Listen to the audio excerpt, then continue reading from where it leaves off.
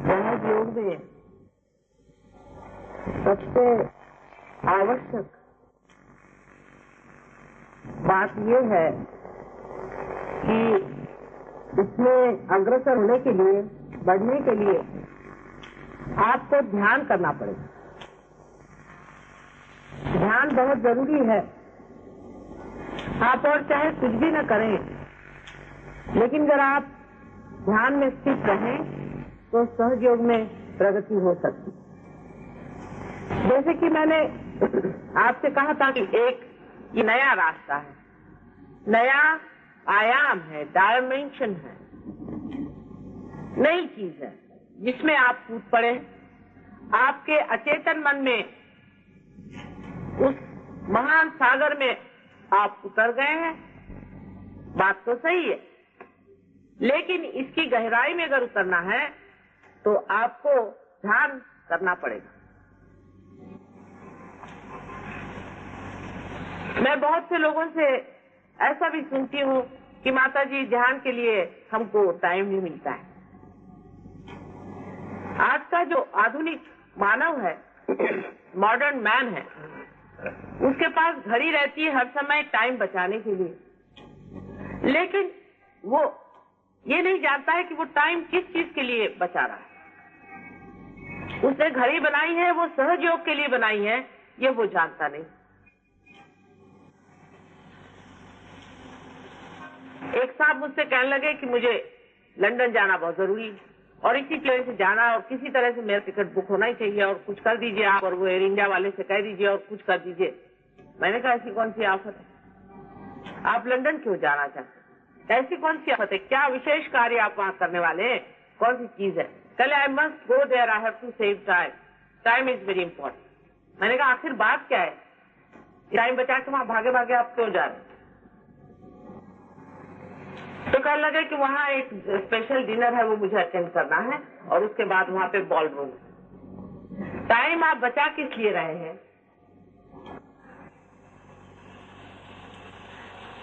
हर समय आप ये सोचिए कि जो हाथ में घड़ी बंधी है ये सहज योग के लिए और ध्यान के लिए और सहज योग के ही कार्य के लिए बंधी हुई है। मैंने उसी लिए बांध दी, नहीं तो मैं कभी भी घड़ी नहीं बांधती।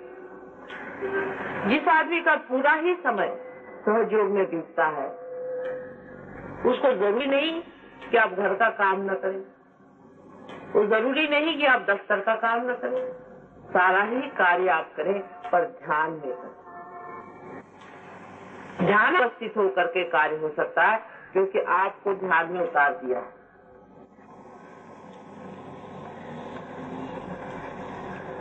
हर एक काम करने वक्त आप निर्विचार हो सकते हैं, और निर्विचार होते ही उस काम की सुंदरता, उसका संपूर्ण ज्ञान और उसका सारा आनंद आपको मिलने लग जाता है। समझने की बात है, ये लोग समझते नहीं, इसलिए ध्यान के लिए अलग से टाइम नहीं मिलता है, आज झगड़ा शुरू हो जाता है। लेकिन जब इसका मजा आने लगता है तब आपको आश्चर्य होगा कि नींद बहुत कम हो जाती है और आप ध्यान में चले जाते हैं। निद्रा में भी आप सोचेंगे कि आप ध्यान में जा रहे हैं। कोई भी चीज छोड़ने की या कम करने की नहीं, लेकिन हमारी जो महत्वपूर्ण चीजें हैं, इसे हम महत्वपूर्ण समझते हैं, वो बिल्कुल ही महत्वपूर्ण नहीं रह जाती, और जिसको हम बिल्कुल ही विशेष समझते नहीं है, वो हमारे लिए बहुत कुछ हो जाता है।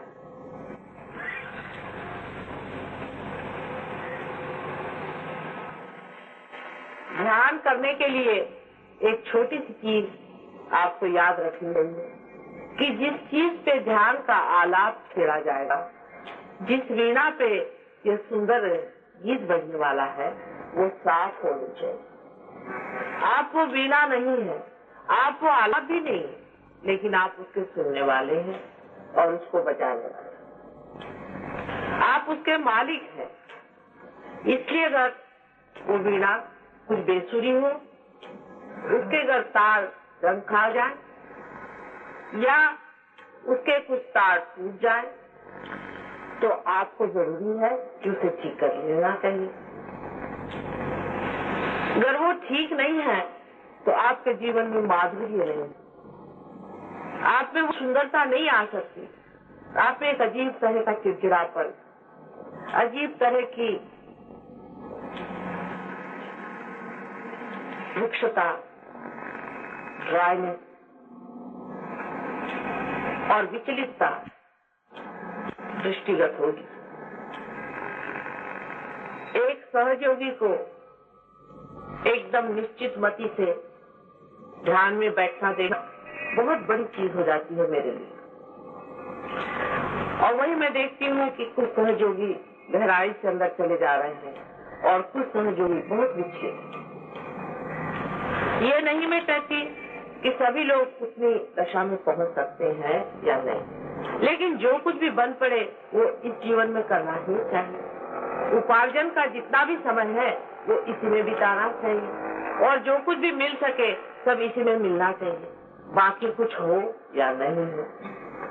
अधिकतर लोगों को मैं ये देखती हूँ इधर उधर की 50 बातें करेंगे, लेकिन ध्यान की बात, अपने मन शुद्धि की बात, अपने अंदर के आनंद को उभारने की बात कितने लोग आप लोगों में से करते। इसने ये कहा, उसने वो कहा, ऐसा हो गया, ऐसा नहीं करना चाहिए था, वैसा नहीं करना चाहिए। ये क्या सहयोगी को शोभनीय होगा? जब आपके पास निर्विचार की इतनी बड़ी संपत्ति है तो क्या उसको पूरी तरह से उगाड़ देना चाहिए या नहीं?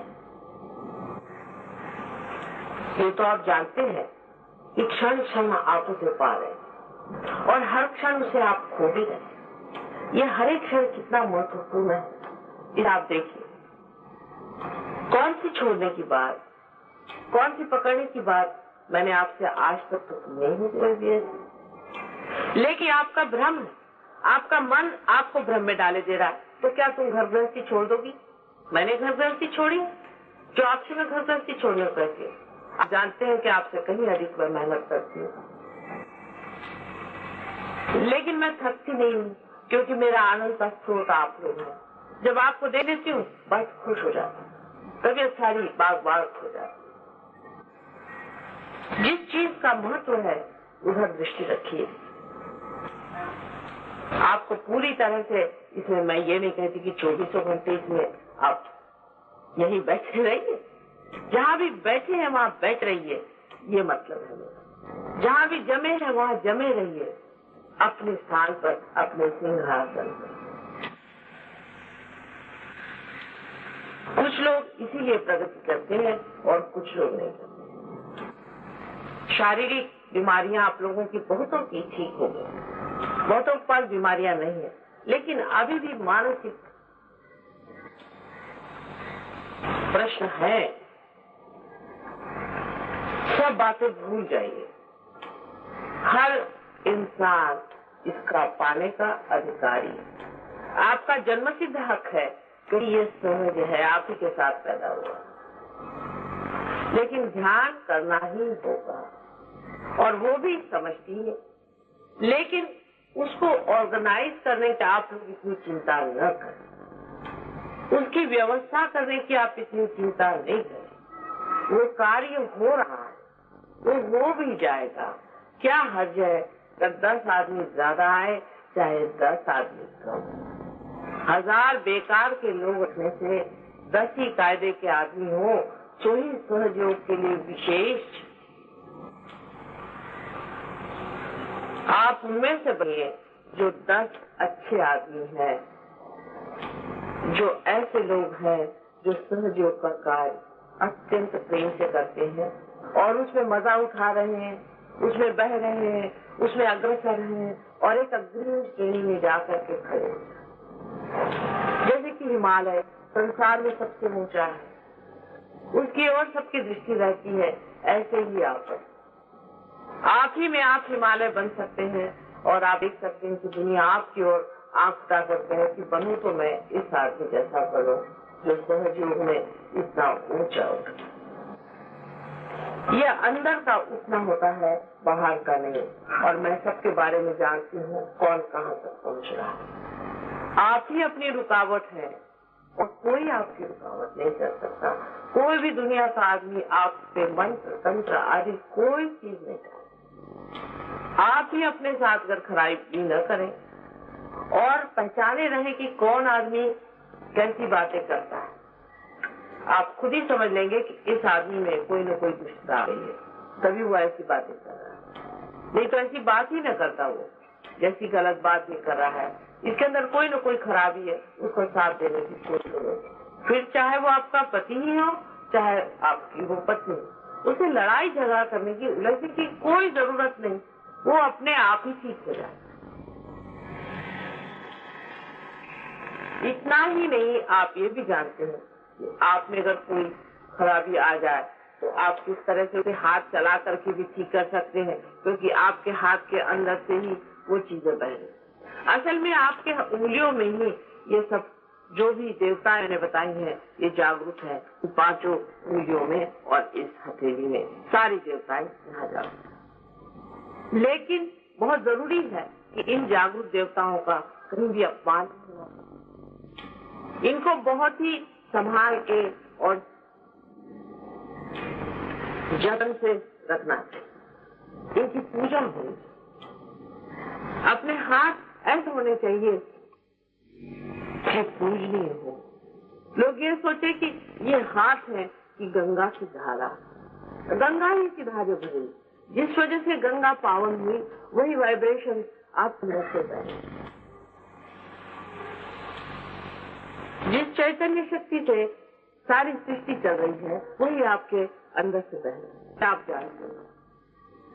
फिर जिन हाथों से, जिन पांव से ये चीज बह रही है, उसको अत्यंत पवित्र रखना। मेरा मतलब धोने धवाने से नहीं। इससे जो भी आप काम करें अत्यंत सुंदरता से, सुगमता से और प्रेम से माने। सबसे बड़ी चीज प्रेम। ध्यान में गति करना यही आपका कार्य है और कुछ भी आपका कार्य नहीं है। बाकी सब हो रहा है। और अगर आप में से कोई भी जब ये सोचने लगेगा कि मैं ये कार्य करता हूँ और वो कार्य करता है, तब आप जानते हैं कि मैं अपनी माया छोड़ती हूँ। और बहुतों ने उस पर काफी चोट खाई। तो मैं करूँ, पहले ही मैंने आपसे बता दिया है कि कभी भी नहीं सोचा है कि मैं ये काम करता हूँ या वो काम हो रहा है, जैसे ये जा रहा है और आ रहा है। आप सब तरह से अकर्म में ही, जैसे कि सूर्य ये नहीं कहता कि मैं आपको प्रकाश तो दे रहा है, क्योंकि वो एक कामता में परमात्मा से इतनी प्रचंड शक्ति को अपने अंदर से बहा रहा है।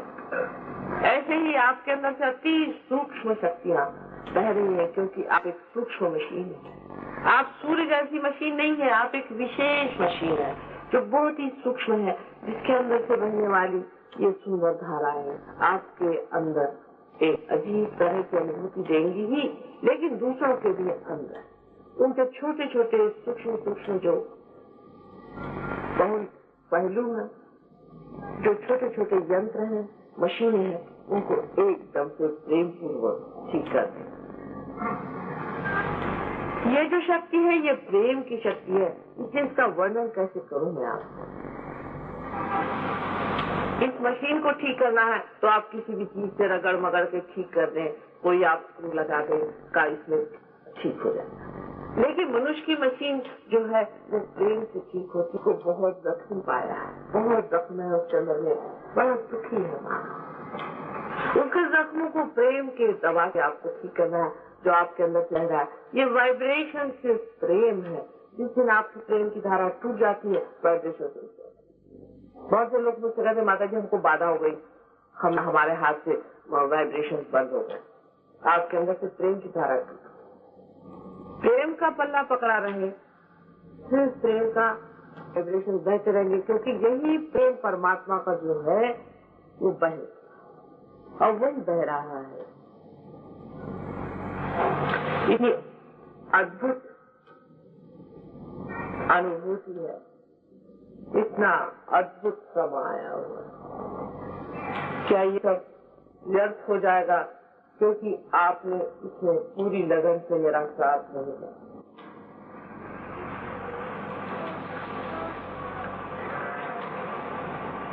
हर एक बात आप खुद भी जान सकते हैं और न जानने पर मैं भी आपसे हर एक बात बताने की हमेशा तैयार है,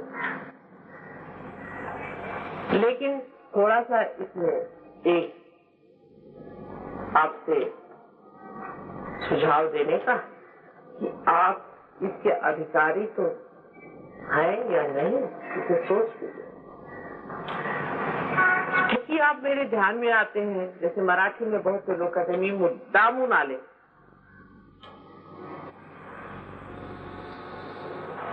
ये आप अधिकारी नहीं। आप अधिकारी इसलिए होते हैं कि आपके अंदर वो गहराई आ गई। जैसे घाघर है, जितनी गहरी होगी उतना पानी उसमें समा जाए। अब वो गहरी नहीं है तो उसमें पानी डालने से क्या फायदा, वो तो पानी निकली है। अपनी गहराई आप ध्यान से बढ़ाइए, ध्यान पे स्थित होइए, ध्यान में जाइए। ध्यान में जो विचार आ रहे हैं उनकी ओर देखते साथ आप निर्विचार हो जाएंगे। निर्विचार होते ही उस अचेतन मन में, अचेतन सुप्त चेतन नहीं करें, अचेतन मन में अपनी चेतन के सहित आप जाएंगे। आपकी चेतना, आपकी कॉन्शियसनेस खत्म नहीं होती, वहां आप चेतना को जानेंगे। ये पहली मर्तबा इंसान के शरीर के अंदर हुआ है कि आप अपना भी शरीर जानते हैं और दूसरों का भी जानते हैं, और दूसरों के बारे में आप सामूहिक चेतना से जानते हैं कि इसके अंदर क्या हो रहा है। इसका महत्व अभी बहुत कम लोग जानते हैं, क्योंकि सब लोग मुझसे कहते हैं कि माता जी से अगर आप रुपया ले तो सब लोग समझेंगे, क्योंकि लोग पैसों का महत्व, पैसा एक भूत है।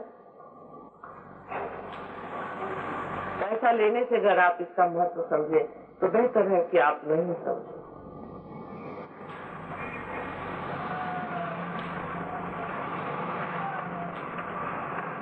कोई भी पैसा देने से इसका महत्व आप नहीं समझ सकते। अपने को ही पूरी तरह से देना होगा, और वो देने में कितना मिलने वाला है। जो आप 7 गुण खड़े हुए हैं वो तो एकदम साक्षात है।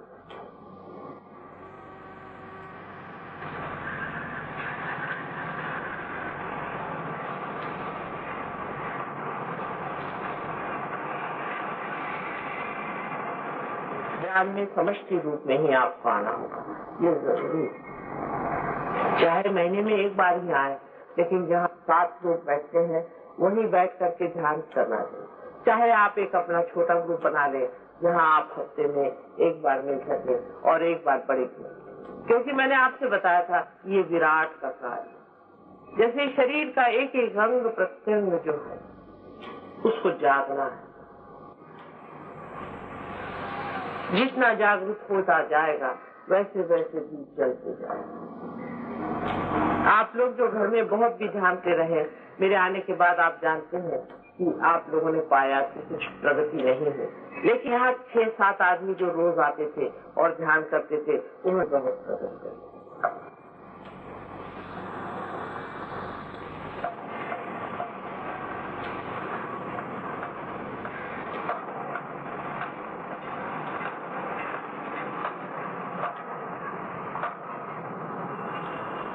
ध्यान में अगर आपकी आंख फड़क रही हो तो समझ लेना चाहिए कि आज्ञा चक्र पे कोई चोट हो रही है।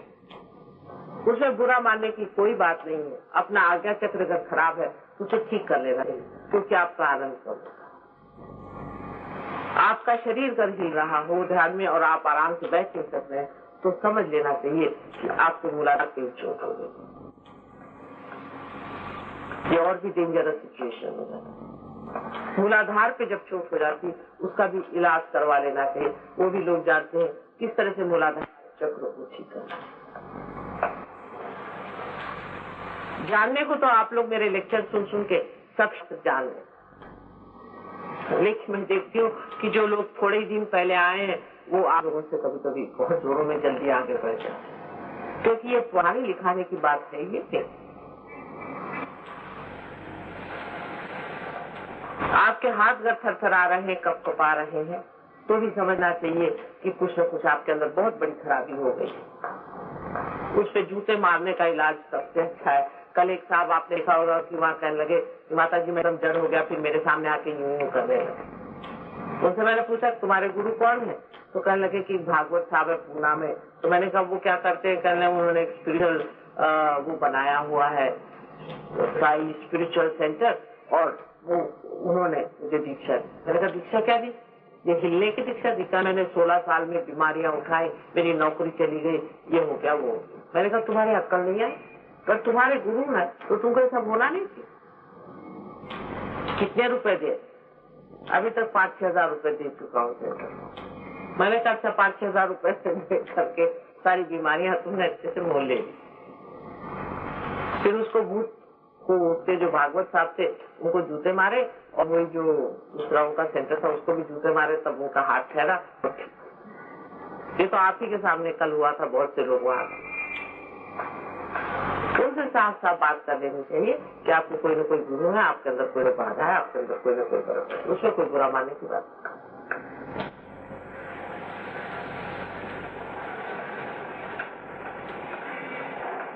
लेकिन मैं देखती हूँ कि एक को जरा सी भी बाधा पकड़ती है और दूसरा बाधे वाला बराबर उसके साथ में खड़ा हो जाता है, लाइन से वहां खिंच जाते हैं साथ, और पता हो जाता है कि सारे बाधे वाले साथ बैठे। असल में ऐसा बैठना नहीं है, सबको अलग अलग बैठना चाहिए अधिकतर। जैसे कि कोई ग्रुप बना लेते हैं, बहुत गलत। जैसे कि थाने वाले आए तो थाने वाले साथ बैठ गए, फलाने आए, ऐसा आप अलग अलग, बहुत जरूरी सब इकट्ठे होकर मत बैठिए। दूसरी बात यह है कि जैसे कोई बुढ़े है, उम्र में ज्यादा है, बुजुर्ग है, बीच के है, कुछ छोटे हैं। छोटे बच्चों को तो ऐसी कोई विशेष बात है, लेकिन जो बीच के और ये लोग हैं ये अलग अलग है। जो बुढ़ा है वो जवान लोगों के साथ है, जो जवान है वो बुढ़ों के साथ है। 4-5 जवान इकट्ठे हो जाए तो भी आफत हो जाएगी, और 4-5 बुढ़ इकट्ठे हो जाए तो भी आफत हो जाएगी। आप देखिए होता है। जवानी और बुढ़ापे की जो समझ है दोनों बातें, वो भी आप सामूहिक चेतना में बात करें।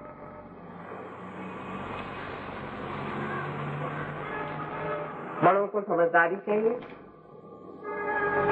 विजडम चाहिए, जरूरी है, बहुत वाइज होना चाहिए, बड़प्पन चाहिए, बड़ा दिल चाहिए, और छोटों को ज्यादा चाहिए, बड़ों का मानना चाहिए, और छोटों में एक्टिविटी ज्यादा होनी चाहिए। बड़ों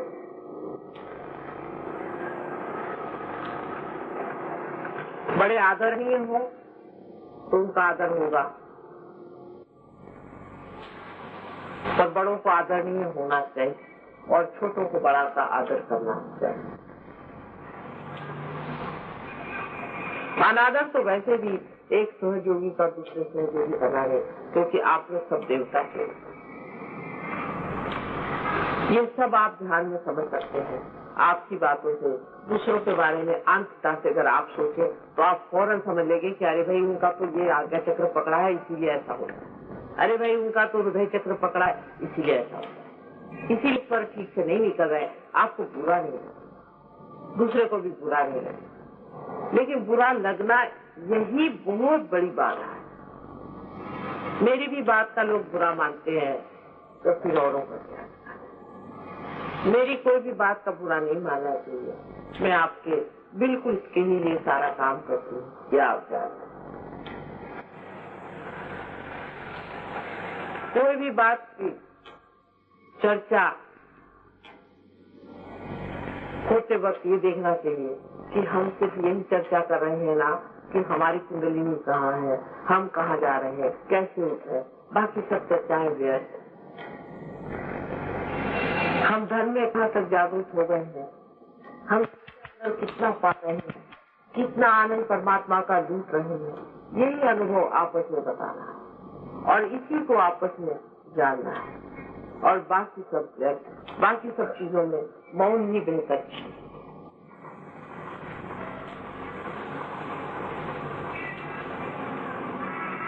जब इस तरह के सहयोगी हो जाएंगे तो बड़ा अंतर हो जाएगा, बहुत बड़ा। सहयोग का प्रतिबिंब आपको फैलने वाला है, और जिस पे प्रतिबिंब पड़ता है वो कर एकदम साफ चीज और उसकी प्रतिबिंबित होने की शक्ति तो पूरी तरह से जागरूक है, तब कोई भी मुश्किल नहीं है। सहयोग और किसी चीज से नहीं, किसी भी आप बड़े बड़े ऑर्गेनाइजेशन कर दीजिए, आप बड़े बड़े मंत्र जागरण कर दीजिए और गाने हो जाए, म्यूजिक हो जाए, इससे नहीं।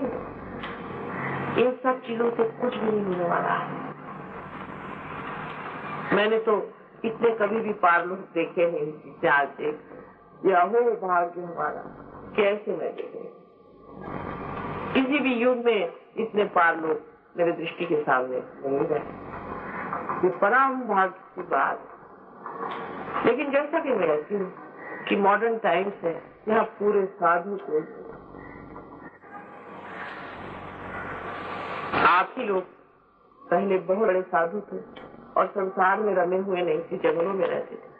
आज आपने संसार ले लिया है और संसार में आप रमे हुए, लेकिन अपनी साधुता में उतरते ही क्या मजा आ जाएगा।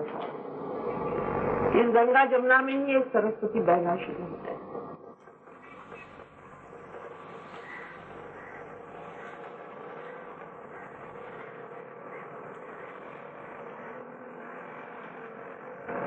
कान में जाए वक्त किसी भी तरह की बाहर की आवाज आपको भूल जाए।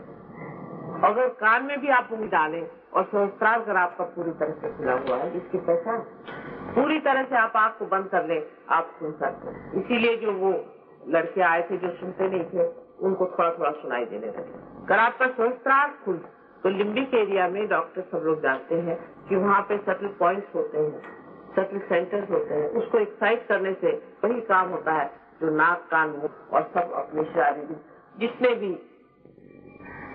ऑर्गन्स हैं उससे होता है। उसी संस्कार को हम जरूर कर लेते हैं जो सारे शरीर को यहाँ संभाले हुए है, और आपको सारी जैसे सुगंध है, हर एक चीज, नाक की कोई जरूरत नहीं आप यहाँ, फिर आप श्वास भी यहाँ से ले सकते। सारे शरीर के सारा ही शरीर अगर भ्रष्ट हो जाए तो भी आप यहाँ से सब काम कर। लेकिन होता नहीं, शरीर तो आपका खिलते ही जा रहा है, शरीर तो सुंदर होते ही जा रहा है, बीमारियां तो भागी गई है, वो तो सब चीज ठीक रही। कोई थोड़ा बहुत हो भी जाते हैं वो ठीक हो जाते हैं।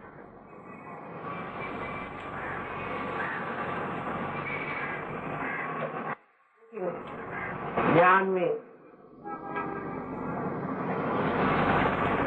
बढ़ने के लिए एक गुण बहुत जरूरी है, बहुत ही जरूरी है। उसको कहते हैं इनोसेंस, भुलापन। एक छोटे बच्चे का इनोसेंस है। इसीलिए आपने देखा है कि छोटे बच्चे सबसे पार जाते, चालाक लोग, कनिंग लोग, अपने को जो बहुत होशियार समझते हैं, तो उसको परमात्मा कहता अच्छा तो अपनी होशियारी दिखा दे, वो नहीं पाते। पूर्णतया इनोसेंट होना कोशिश करेंगे। किसी को दुख देना भी, किसी को तकलीफ देना भी इनोसेंस के विरोध। मरी हुई खोपड़ियों के ऊपर बैठ करके क्या हम इनोसेंट हो सकते? किसी के हृदय में चोट लगे वो आदमी इनोसेंट नहीं। इनोसेंस का मतलब ये होता है कि फूल के जैसी खिली हुई चीज जो सिर्फ दुनिया को सुगंध दे, किसी को भी तकलीफ या दुख देना नहीं चाहिए। हाँ, कभी कभी लोग उनकी मूर्खता की वजह से किसी चीज को दुख मान लेते हैं, वो ठीक है, लेकिन अपनी तरफ से आप निश्चिंत होकर कभी भी किसी को दुख या तकलीफ।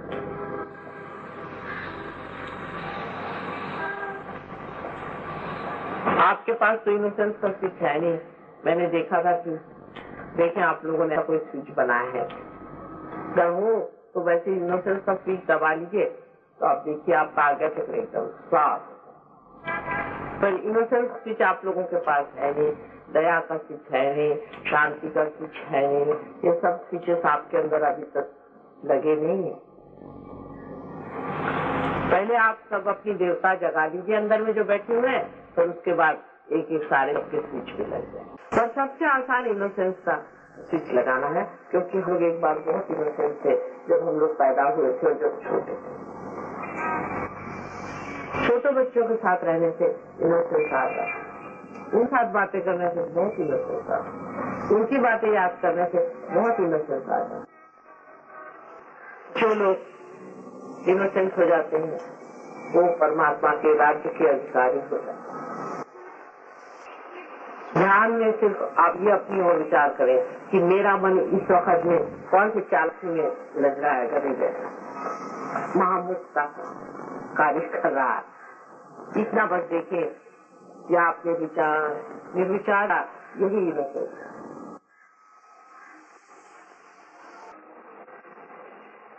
आप लोग अब जब ध्यान में जाएंगे बहुत देर तक ध्यान नहीं करेंगे हम लोग, लेकिन ध्यान में जाते वक्त आप सिर्फ ये देखें कि आपका कौन सा चक्र पकड़ रहा है, क्योंकि आप लोग जो पार हो चुके हैं आपको सबको अच्छे से मालूम। उंगलियों पे आपको जान पड़ेगा कौन सी उंगली थोड़ी सी जल रही है। जो भी आपकी उंगली जल रही है उस पे आप बंधन डाल लें तो छूट जाए। अगर आपकी उंगलियां ज्यादा ही जल रही हो तो आप झटक लीजिए, वो छूट जाए। आप जानते हैं बंधन डाल, लेकिन निर्विचारिता के ओर रहे और चित्त जो है सहस्त्रार्थ की ओर रहे। और जो लोग आज नए आए हैं उनको भी देखना होगा कि वो पार हुए हैं या नहीं, तो उनको क्या खराबी है, उनको क्या तकलीफ है, वो निकाल दें। वो सारी तकलीफ जो है बाह्य, और हाथ को यूं यूं यूं यूं करके भी आप अपने बंधन डाल सकते हैं। इस तरह से दबा लेने से you can just press it like that, और you can press it like that, और you can throw it away. ये भी एक बड़ा भारी समर्पण है, जहाँ शक्ति दोनों तरफ से आती है, left and right side sympathetic nervous system का जहाँ एक्सप्रेशन है इस साथ, और इसके बीच में ही सुषुम्ना नाड़ी है। ऐसे करते ही अंदर सुषुम्ना नाड़ी चलना शुरू है, लेकिन ये जागरूक होना चाहिए। अगर ये जागरूक नहीं है इसका मतलब सुषुम्ना चल नहीं है। और जागरूक का मतलब ये है कि आपके अंदर सारी उंगलियों में से धीरे धीरे ठंडी ठंडी ऐसी हवा है। अगर आपके अंदर ऐसी ठंडी ठंडी हवा आ रही है पूरी तरह से, और आपके विचार इस तरह ध्यान में है, तो आप बढ़ रहे हैं आगे, आप चले जा रहे हैं। जैसे कि आप एरोप्लेन में बैठ के आपको पता नहीं आप कहाँ जा रहे हैं, लेकिन आप कहीं पहुंच रहे हैं।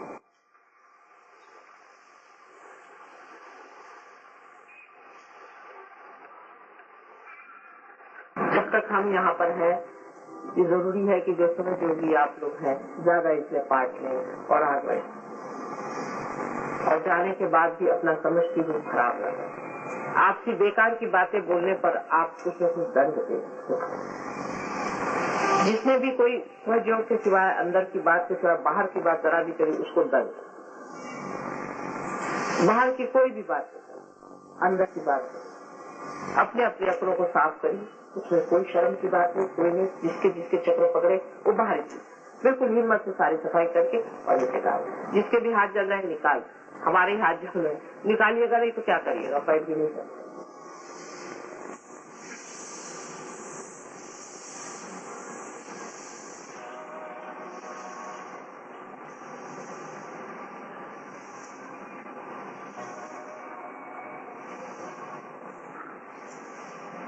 और भी तरीके आप जानते हैं बहुत सारे, ध्यान में अपने को सफाई करने। इसमें कोई बुराई की बात नहीं है। पर मैं किसी से कह दूं कि आप पानी में पैर डाल के बैठिए और इस तरह से निकालें, इसमें कौन सी बुराई की बात है? इसमें क्या बुरा मानने का? कितना पागलपन है। किस बात पे लोग बुरा मान जाते हैं? वो सोचते माता जी ने क्या कर दिया। आप कोई बड़े भाई सेठ हैं, यानी बड़े बड़े सेठ के काम करते हैं, आपको पता नहीं। जैसे मैंने कबीरदास जी के लिए कहा कि दास कबीर जतन से, कबीरदास जी भी अपने लिए कहते हैं कि मैंने जतन छोड़ी भाई, जो कि इतने महापुरुष थे। फिर आपको इतना बुरा मानने कौन सी बात बताते चक्कर? जरा सा किसी स्काच में एक मटका लेके आप बुरा मानते, फिर इतना बड़ा बड़ा मटका ले आते। बेकार की बातें, मूर्खों जैसी अपनी जो कल्पनाएं हैं अपने बारे में, उसको क्या बच खाना, बचपना नहीं, चाइल्ड लाइफ होना चाहिए, चाइल्डिश नहीं।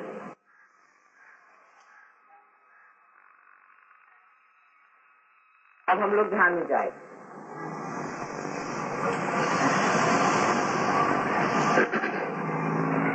सब लोग इस तरह से बैठे, मैंने जैसे कहा है, पहले अपने को प्रेम से भर लो। आप जानते हैं मैं आपकी माँ, पूर्णतः आप इसे जाने कि मैं आपकी माँ हूँ। और माँ होना मतलब होता है कि संपूर्ण सिक्योरिटी है, संरक्षण है। कोई भी चीज गड़बड़ शड़बड़ नहीं होने वाली। आप मेरी ओर हाथ करें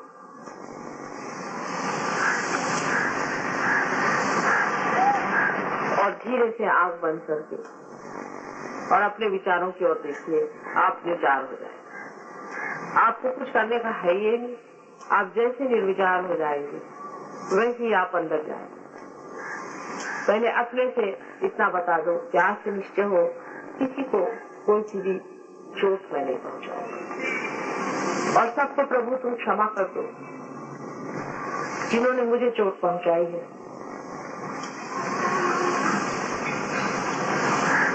और मुझे भी क्षमा करो क्योंकि मैंने जिंदगी बहुत लोगों पर चोट की। आप जो भी कहेंगे वही परमात्मा आपके साथ करेगा। आप उससे कहेंगे कि प्रभु मुझे शांति दो, तो तुम्हें शांति दो। लेकिन आप मांगते नहीं हैं शांति, संतोष दो, वो तुम्हें संतोष दो, तो वो मानते नहीं। मेरे अंदर सुंदर चरित्र दो, तो वो चरित्र देगा। अब प्रार्थना का अर्थ है क्योंकि आपका कनेक्शन हो गया है परमात्मा।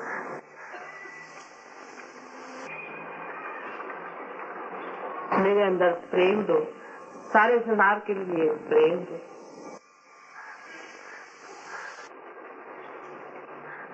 मुझे माधुर्य दो, मिठास दो। जो भी उससे मांगोगे वो तुम्हें देगा।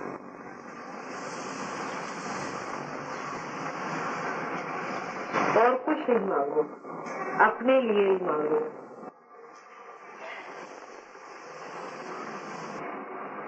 मुझे अपने चरणों में समा लो।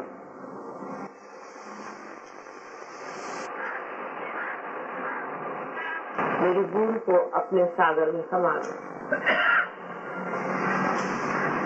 जो भी कुछ मेरे अंदर अशुद्ध है उसे निकाल दो।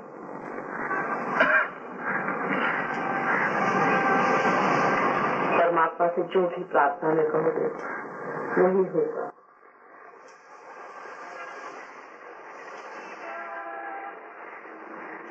मुझे विशाल करो, मुझे समझदार करो, तुम्हारी समझ मुझे दो, तुम्हारा ज्ञान मुझे बताओ।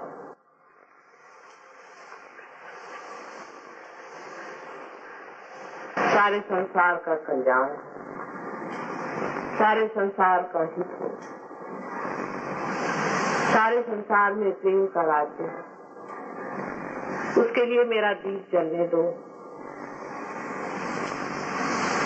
उसमें ये शरीर मिटने दो, उसमें ये मन लगने दो, उसमें ये हृदय खपने दो।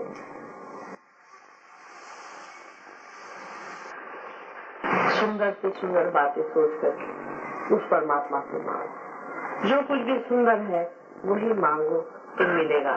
तुम असुंदर मांगते हो तो भी वो दे देता है, बेकार मांगते हो तो भी वो दे ही देता है।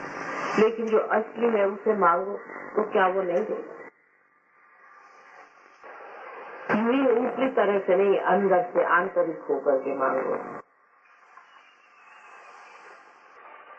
You must pray to God and ask what you want.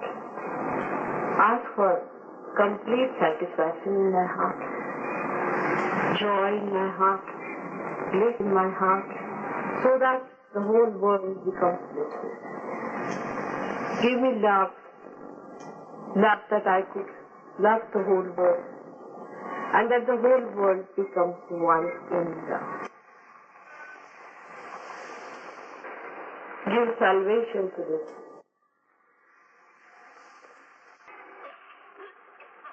Humanity, which is suffering. Take me to your feet. Cleanse me with thy love. Now see if there is God or not. You can see it within yourself. He hears you. He understands you. He is the glory of all the glory.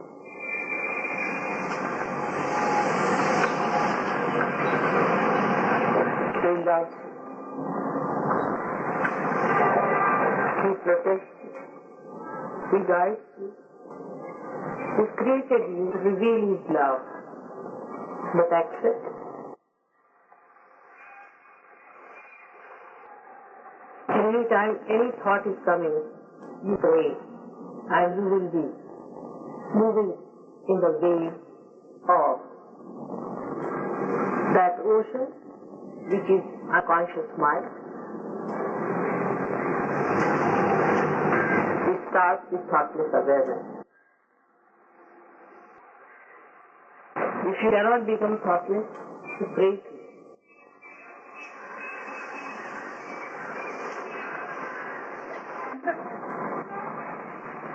Forgive me for what I have done, and forgive those who have done harm to me.